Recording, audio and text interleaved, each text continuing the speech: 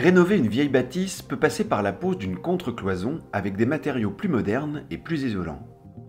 À 10 cm du mur, nous marquons des repères avec l'idée d'y caler une lisse.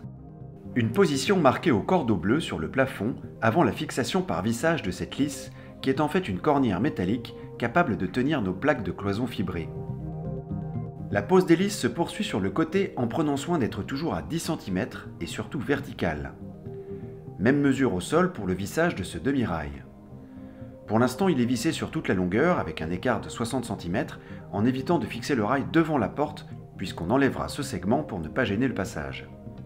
L'originalité de cette pose, la fixation de ces montants horizontaux en forme de U.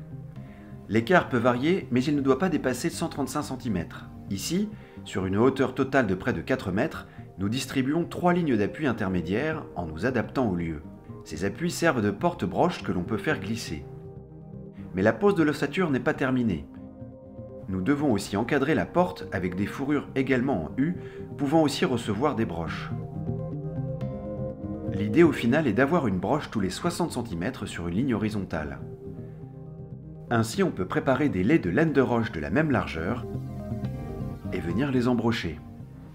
Il suffit maintenant de poser une clé sur les broches pour venir y emboîter les fourrures et les verrouiller. Ainsi, pas besoin de les sertir. L'ossature, simplement tenue par ce système original, supporte sans difficulté des plaques de plâtre fibré très résistantes. Très résistantes mais assez lourdes, donc un lève-plaque est le bienvenu pour la décoller du sol d'1 centimètre. Les cloisons en plâtre ne doivent jamais toucher le sol pour éviter de boire l'humidité. Le vissage s'effectue tous les 30 cm environ en utilisant si possible un embout de vissage spécifique au plâtre. D'abord, il est aimanté et ensuite il permet d'enfoncer un peu la vis qui ne dépassera jamais. Le creux sera comblé par de l'enduit.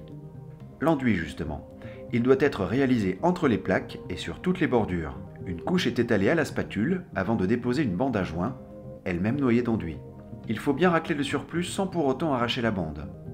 Le même soin est porté sur le pourtour du passage de porte et à la jointure du plafond. Une fois l'enduit de finition réalisé suivi d'un ponçage, la cloison est peinte et elle est assez solide pour supporter cette bibliothèque et assez isolée pour lire sans attraper froid.